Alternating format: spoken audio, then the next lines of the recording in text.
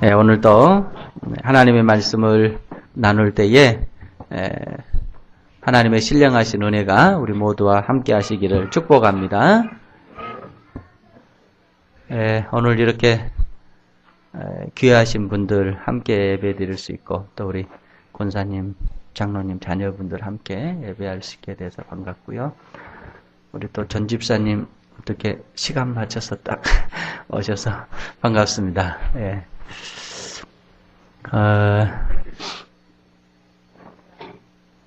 아시안 게임이죠? 아시안 게임이 끝났어요. 아시안 게임이나 올림픽이나 전 세계가 우리나라를 도저히 따라올 수 없는 경기가 있답니다. 그게 뭔 줄 아세요?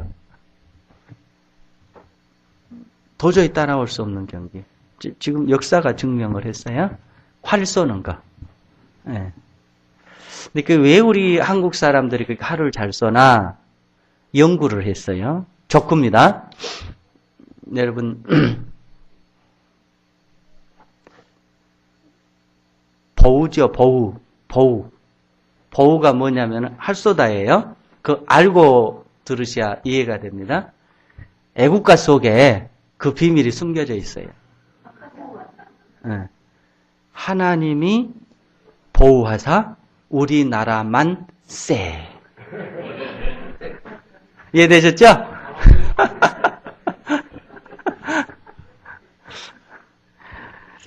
오늘 창세기 46장, 47장 중심으로요. 나그네로 살아가는 야곱, 이런 제목으로 말씀을 나눕니다. 우리가 그런 얘기를 하죠. 누구를 위하여 종을 울리나. 한 송이 국화꽃을 피우기 위해 이런 얘기를 많이 하잖아요. 근데 요셉의 그 수많은 고생들의 이유가 46장, 47장에 나와 있어요. 요셉, 야곱의 11번째 아들이죠. 모든 아들이 귀합니다. 모든 아들이 소중합니다. 그러나 야곱은 말은 하지 않지만 자기의 마음속에 그 어떤 아들보다 더 귀하고 더 소중하게 길렀던 아들이 있다라고 한다면 사실은 야곱입니다. 요셉입니다. 그런데 그런 요셉을 어린 시절에 잃어버렸어요. 그리고 죽은 줄로만 알고 평생을 가슴에 묻고 살아가는 입장인데요. 어느 날 자기의 그 아들들이 흉년 때문에 애굽으로 곡식을 사러 갔다가 왔는데 요셉이 살았다라는 거예요. 만났다라는 거예요. 그것도 요셉이 그냥 평범하게 삶을 사는 것이 아니라 애굽의 총리가 됐다라고 하는 겁니다. 죽은 줄로만 알았던 아들입니다. 그런데 살아있다라는 것도 충격인데 그가 애굽의 총리가 됐다. 그리고 온 가족이 애굽으로 내려오기를 바란다라고 하는 소식을 노년에 야곱이 접합니다. 반신반의예요. 이걸 믿을 수도 없는 일이고 또 믿지 않을 수도 없는 일입니다. 그런데 아들들이 애굽에 갔다가 왔는데 곡식을 사오는 것이 아니라 평소에 보지 못했던 수많은 선물들을 지금 야곱 앞에 내려놓는 겁니다. 요셉의 선물도 있고 소위 말해서 애굽의 왕이 보낸 선물도 있고 또 정말로 꿈에도 보지 못했던 마차가 딱 야곱 앞에 내려져 있는 겁니다. 그러니까 모든 정황들을 보니까 믿을 수밖에 없는 겁니다. 야곱이 간청을 했다고 그럽니다. 요셉이 간청을 했습니다. 아버지 내려오세요. 그리고 바로왕도 내려오십시오. 살 모든 터전을 마련해 주겠습니다. 만약에 여러분들에게 제게 이런 사건이 벌어졌다라고 한다면 우리는 어떻게 해야 될까요? 야곱은 애굽으로 이사하겠다고 결정을 합니다. 그리고 요셉을 만나고 또 바로왕을 만나고 그곳 애굽에서 정착을 하게 됩니다. 그러나 이런 일련의 변화와 이 일을 처리해 나가는 과정 속에서 우리는 야곱의 신앙을 보게 됩니다. 그리고 야곱의 인생 자세를 보게 됩니다. 오늘 이 일련의 과정을 처리해 나가는 요소 속에서 야곱이 어떤 신앙을 가지고 살았는가, 그리고 그의 인생 자세는 무엇이었는가를 서로 생각을 하고자 합니다. 세 가지를 여러분과 나누겠습니다. 먼저 야곱의 신앙적인 성숙함을 우리가 보게 됩니다. 여러분이나 저나 야곱 그러면은 제일 먼저 우리의 머릿속에 떠오르는 거는 뭐냐면은 사기치는 사람. 인생 자기의 유익을 위해서는 수단과 방법을 가리지 않는 야곱. 이런 생각이 듭니다. 그러나 오늘 본문에 보면은 그런 모습이 싹 없어지는 모습을 우리가 또 보게 됩니다. 야곱이 요셉을 만나게 됩니다. 정확히 얘기하면은 22년 만에 부자 상봉입니다. 아들이 내려오라라는 거예요. 내려와서 이곳에서 삽시다. 그러니까 22년 만에 죽은 줄로 알았던 자기의 아들이 살았고, 그것도 그 위대한 나라 애굽의 총리가 돼 있는 겁니다. 믿을 수가 없는 거예요. 그건 내려오라라는 겁니다. 그리고 삶의 모든 터전을 마련해 주겠다라는 겁니다. 그리고 지금 자기가 살고 있는 이 가나안 땅은 흉년이 들어서 먹을 것이 전혀 없는 상황입니다.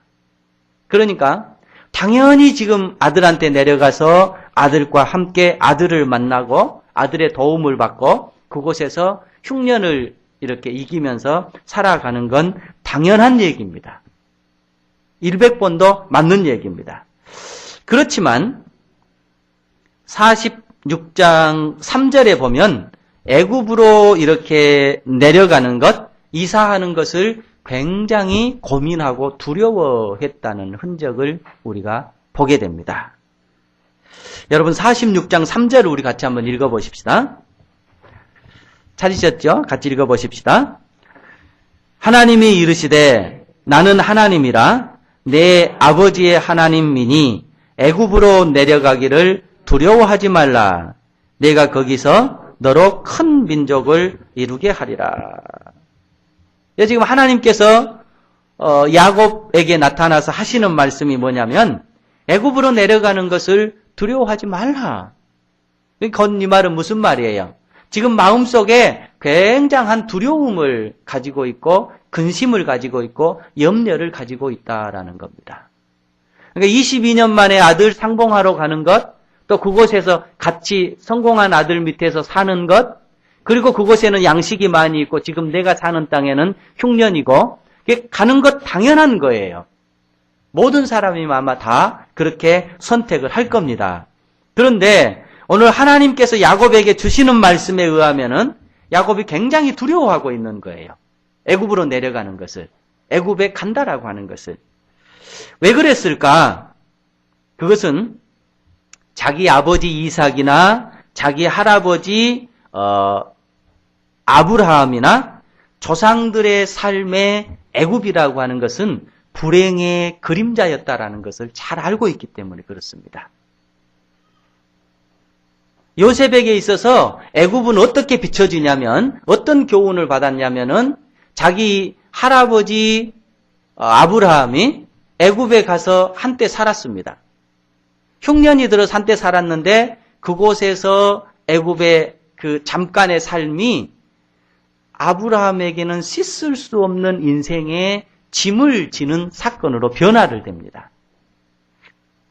그리고 이삭도 흉년이 들어서 애굽으로 가려고 했는데 하나님께서 직접 막았습니다. 애굽으로 가면 안 된다. 가지 말아라. 그러니까 야곱은 자기 할아버지의 그 삶의 흔적을 보니까 애굽에 갔다 왔던 삶이 아브라함에게 평생 짐으로 남아요. 하갈이 애굽 때문에 들어오게 되었고 이스마엘이 애굽 때문에 태어나게 됐습니다.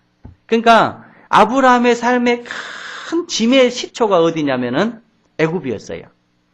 그리고 이삭도 애굽으로 내려가려고 그러는데 하나님께서 안 된다. 가면 안 된다. 그래가지고 길을 막았단 말이에요. 그러니까 결국은 이삭은 애굽으로 내려가질 않았습니다. 그런데 지금 이 순간에 야곱이 애굽으로 내려가야만 되는 상황 속에 놓여 있습니다. 그러니까 우리가 볼 때는 외형적으로 보면 가는 게 맞아요.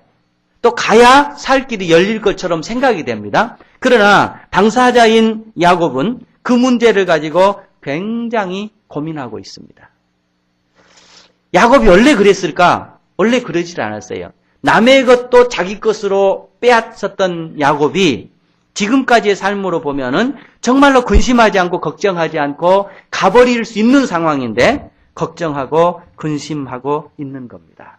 그만큼 야곱이 노년의 인생의 자세, 신앙의 자세가 바뀌었다고 하는 것을 보게 됩니다. 그러니까 가나안을 떠나는 것은 간단한 문제가 아니었어요.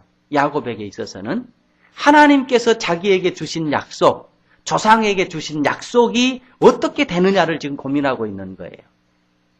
그래서 하나님께서 그러잖아요. 가는 것을 걱정하지 마라. 내가 거기서 너로 큰 민족을 이루게 하겠다. 지금 이렇게 말씀하고 있는 겁니다. 그래서 우리가 이 야곱의 모습을 보면서 우리의 신앙의 교훈을 삼을 수 있는 것은 뭐냐면은 자신의 삶의 방향을 정할 때 외형적인 조건을 찾기보다는 나를 향한 하나님의 목적이 어떻게 되는 건가? 나를 향한 하나님의 뜻은 어떻게 되는 건가? 이것을 고민하고 있는 야곱의 모습을 우리가 보게 됩니다. 그러니까 야곱이 변했어요. 분명히 이 전에 야곱이었다고 한다면 아무 걱정 없이 아무 고민 없이 애굽으로 내려갔을 겁니다. 그런데 지금 애굽으로 내려갈 수 있는 길이 쫙 열려 있는데도 불구하고 지금 하나님의 뜻을 붙잡고 하나님의 계획을 붙잡고 고민하고 있는 모습을 우리가 보게 됩니다.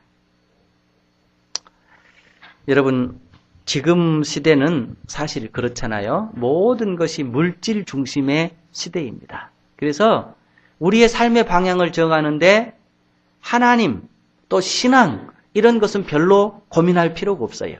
이게 내게 유익이 되느냐 아니면은 손해가 되느냐. 물질적으로 이게 내게 보탬이 되느냐 아니면은 손해가 되느냐. 이것만 보고 결정해 가는 시대 속에 살아가고 있습니다. 그런데 오늘 어쩌면 보통 사람들은 고민의 문제가 아닌데 고민하고 있는 거예요. 그러니까 우리가 가만히 이렇게 성도들을 보면은요. 일반 사람 같으면은 전혀 고민하지 않을 문제인데 고민하고 있어요. 그런 고민들을 이렇게 상담을 하면서 제가 느낀 점은 뭐냐면 참 고민 아닌 걸로 고민한다. 이런 생각이 들어요. 그러나 신앙의 길이라고 하는 게 뭐냐면은 고민 아닌 것을 고민하는 게 신앙인 거예요. 그러니까 일반 사람들은 전혀 고민할 문제가 안 되는 거예요. 예를 들면 주일날 꼭 모임을 가야 됩니다. 네. 분명히 가야 될 모임이에요. 그런데 모임을 못 가고 가야 되는데 아닌데 가야 되는데 아닌데라고 고민을 해요. 그럼 이게 무슨 고민이에요? 신앙 때문에 하는 고민이거든요. 분명히 내가 이 길로 가면 금전적으로 유익이 있어요. 그런데 그 길을 못 가고 망설이고 있어요. 왜 그래요? 신앙 때문에 내가 그 길을 가면 안 된다라는 것을 알고 있어요. 그러나 그 길을 놓치면 내게 손해가 된다라는 것 또한 알고 있어요. 이럴 때 고민이 찾아옵니다. 그러나 여러분 야곱은 분명히 고민 아닌 것을 고민하고 있습니다. 이게 뭐냐? 신앙이 가는 길입니다.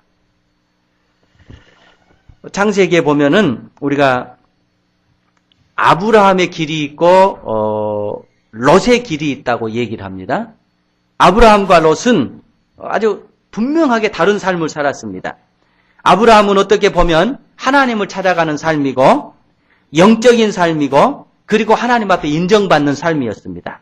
그런가 하면 롯은 어떤 삶이냐면은 세상을 찾아가는 삶이었어요. 물질을 찾아가는 삶이었어요. 그리고 결국은 하나님 앞에 버림받는 삶을 살게 됐습니다.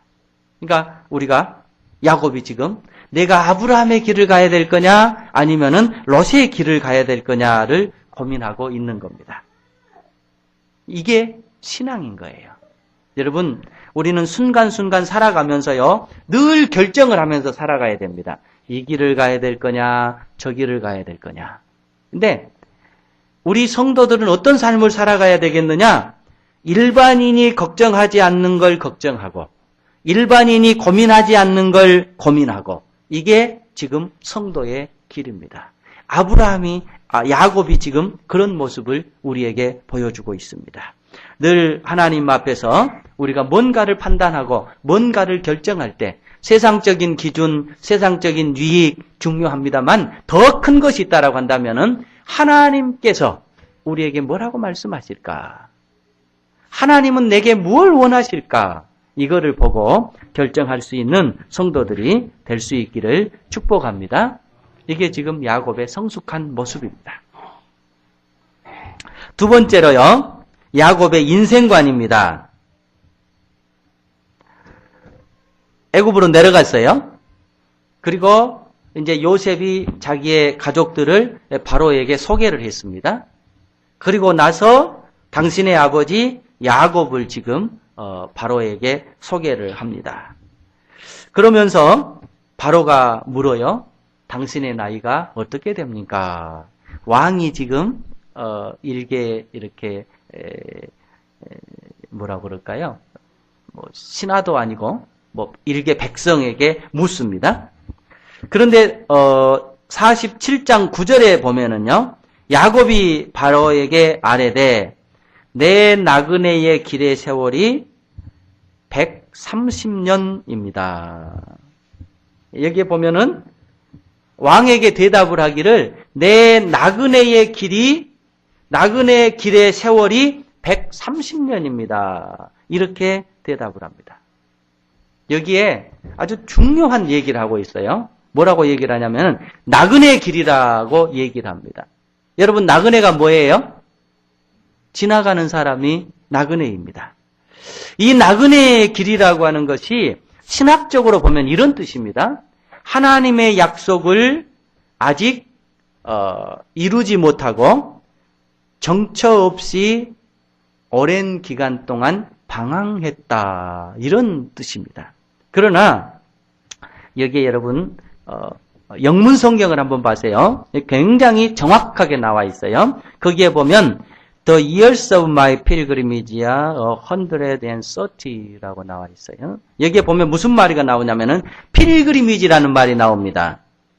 이 필그리미지라고 하는 말이 무슨 말이냐면 우리가 쓰는 말로 하면은요, 순례하다, 이런 뜻입니다. 그런데 여러분 기회가 되면 한번 이 단어를 한번 찾아보세요. 굉장히 중요한 단어인데요. 필그리미지라고 하는 단어는 순례하다라고 하는 뜻이 있고 또 하나의 뜻이 있는데요. 유랑하다, 방황하다, 이런 뜻이 있습니다. 그러니까 이 순례하다라고 하는 말은요, 아주 거룩한 뜻으로, 좋은 뜻으로 따지면은 이 필그리미지는 순례하다라고 하는 뜻이 되는데, 일반적인 뜻으로 따지면 이것은 무슨 뜻이냐면은 유랑하다라고 하는 뜻이 되어버리는 거예요.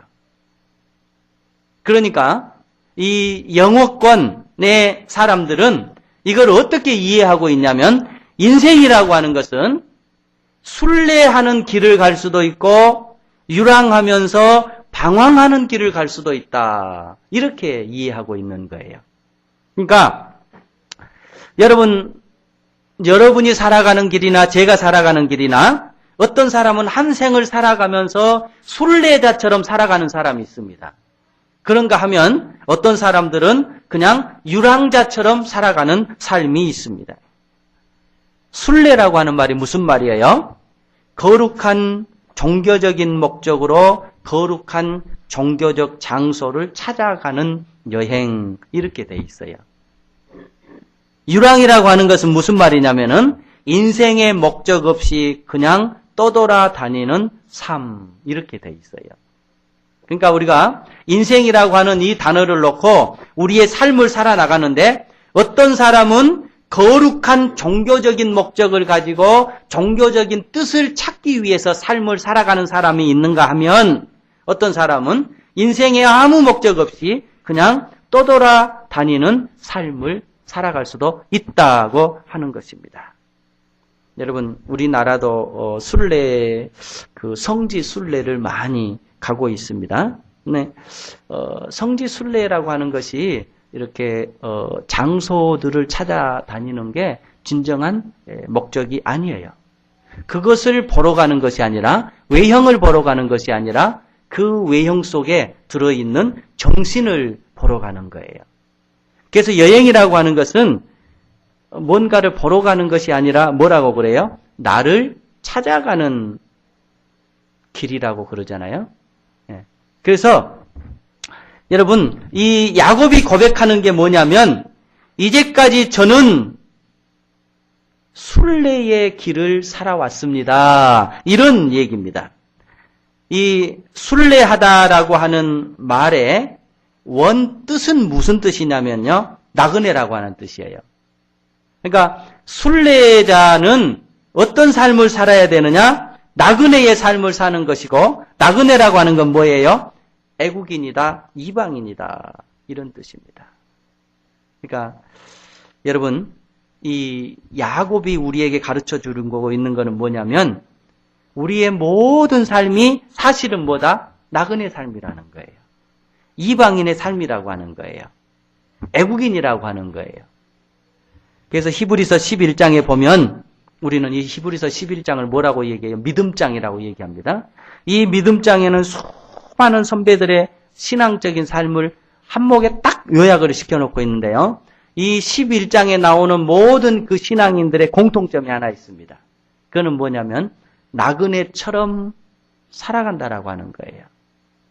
여러분 나그네 이게 무슨 뜻이냐면 이런 겁니다. 여러분의 삶이나 제 삶이나 뭐 한다는 것이냐? 유한하다라고 하는 거예요. 네. 또 하나 유한할 뿐만이 아니라 우리의 고향이 이곳이 아니라고 하는 것을 의미합니다. 그러니까 여러분 한번 상상을 해보세요. 바로의 왕입니다. 온 천하 권력을 다 쥐고 있고 자기의 권력이 영원할 것처럼 자기의 모든 권력이 자기 것처럼 그렇게 누리고 있는 그 바로 앞에서 아주 남루한 옷차림의 노파가 당신의 나이가 몇입니까? 그러니까 제 나그네 길 130년입니다. 저는 나그네로 살았습니다. 이렇게 얘기를 하고 있는 겁니다. 이 나그네라고 하는 말은 바로 그런 뜻이에요. 지나간다는 뜻이고 애국이라는 뜻이고 또 하나는 우리의 고향은 따로 있다라고 하는 것입니다. 그러니까 여러분 우리가 이 땅에 살면서 꼭 잊지 말아야 될 것이 뭐냐면은 이 땅이 우리의 고향이 아니라고 하는 거예요. 이 땅이 우리의 전부가 아니라고 하는 거예요. 그러니까 우리가 좀 교회에서 무거운 얘기하면 다 싫어합니다. 그러나 싫어한다고 해서 진리가 바뀌는 건 아니에요. 네. 싫어한다고 해서 우리가 정말로 알아야 될 사실을 모르는 것도 또한 아닙니다. 야곱은 분명히 지금 바로에게 얘기를 하는 거예요. 나그네입니다. 그 얘기를 들은 바로의 머릿속에는 어떤 생각이 들었을까요?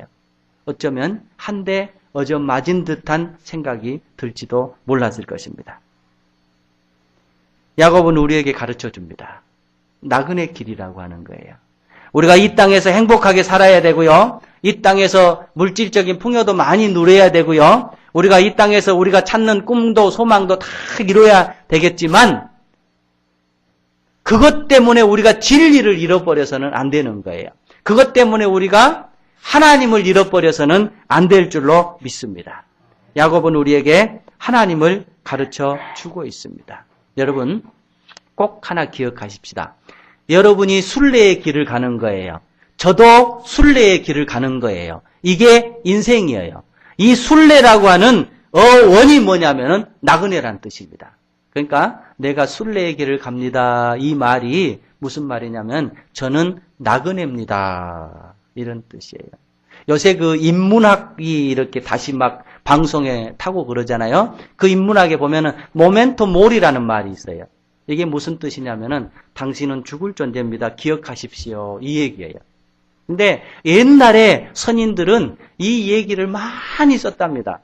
그리고 지혜로운 왕들은 그 신화를 하나 두는데 이 신화는 무슨 말만 하면 되냐면은 아침에 왕이 눈만 뜨면 당신은 죽을 존재입니다. 이 얘기만 고해주는 신화가 있었대요. 그러니까 왕이 지혜로운 왕이죠. 날마다 그 신화를 통해서 자기의 존재를 잊지 않으려고 하는 것입니다. 여러분, 신앙이라고 하는 게 뭐예요? 우리가 하나님을 찾아가는 길이잖아요. 진리를 찾아가는 길이잖아요. 우리가 크게 놓치는 게 있다면 그것이 뭐냐면 너무 물질적인 세상 속에서 우리가 하나님을 잊어버리고 있어요. 너무 물질적인 가치로만 우리의 인생을 추구하고 있고 물질적인 가치로만 우리의 삶을 판단하면서 살아가고 있습니다. 야고보는 오늘 우리에게 분명히 가르쳐 줍니다. 여러분의 삶이 순례자예요. 저의 삶이 순례자예요. 순례자는 무슨 뜻이라고요? 나그네라는 뜻입니다. 여러분 모두가 한평생 하나님 안에서 순례의 길을 잘 갈 수 있기를 축복합니다. 다음 세 번째로는요, 야곱이 바로에게 하늘의 축복을 전달하고 있습니다. 47장 7절에 보면은요, 요셉이 자기 아버지 야곱을 인도하여 바로 앞에 서게 하니 야곱이 바로에게 축복하매, 축복했다라는 말이 나옵니다. 그리고 또 이 얘기를 나눈 다음에 10절에 바로에게서 나오면서 야곱이 바로에게 축복하고 그 앞에서 나오니라. 이 축복했다라고 하는 말이 두 번이 나옵니다. 만나가지고 축복을 하고 나오면서 축복을 하고 보통 사람들은 그렇게 얘기합니다. 이 축복이라고 하는 것은 신하가 존경하는 왕에게 표하는 왕이시여 만수무강하옵소서 이런 그 일상적인 단어였을 거다라고 얘기합니다. 그러나 그런 의미가 아닙니다. 이 말의 뜻은요, 하늘의 영권을 가진 선지자가 세상을 향해서 선포하는 하나님의 권위라고 하는 것입니다. 그러니까 전자도 말씀드렸습니다마는 세상적으로 보면은 내놓을 것, 부족한 것 없이 다 갖고 있는 바로입니다. 그리고 그 앞에 서 있는 야곱은 람노한 옷차림의 한 노인에 불과합니다. 그런데 그가 세상에 부족할 것 없는 그에게 알지 못하는 하늘의 영권을 가지고 하늘의 영권을 지금 이에게 선포하고 있다고 하는 것입니다. 그런데 여러분, 그 바로가 지금 그 상황이 있다라고 한다면 속으로 어떻게 되겠어요? 참 웃기다라는 생각도 들 겁니다. 나는 세상 것을 다 가지고 있고 당신은 저렇게 남루한 옷차림이 와서 내게 축복을 해주다니. 그러나 바로는 사실 그렇게 느끼지를 않았던 거예요. 절대절명의 바로였어요. 지금 자기의 나라가 사느냐 죽느냐, 자기의 왕권이 사느냐 죽느냐 그 위기 속에 있습니다. 이 흉년이 들었기 때문에. 자, 그런데 요셉의 그 지혜 때문에, 하늘에 준 지혜 때문에 지금 이 애굽의 통치는 올바르게 진행되고 있고요. 그 나라의 어려운 흉년은 지금 잘 넘어가고 있는 겁니다. 그래서 말은 그렇게 하고 있지 않지만은 바로가 참 이 요셉 대단한 사람이다. 이 요셉 정말로 위대한 사람이다. 왜? 자기의 왕권만 말고 모든 것을 지금 요셉에게 줬기 때문에. 그러니까 지금 왕이지만은 사실은 바로의 마음속에는 요셉이 자기보다 훨씬 위대한 사람이고 훨씬 지혜로운 사람이고 훨씬 왕다운 사람으로 마음에 가지고 있는 거예요.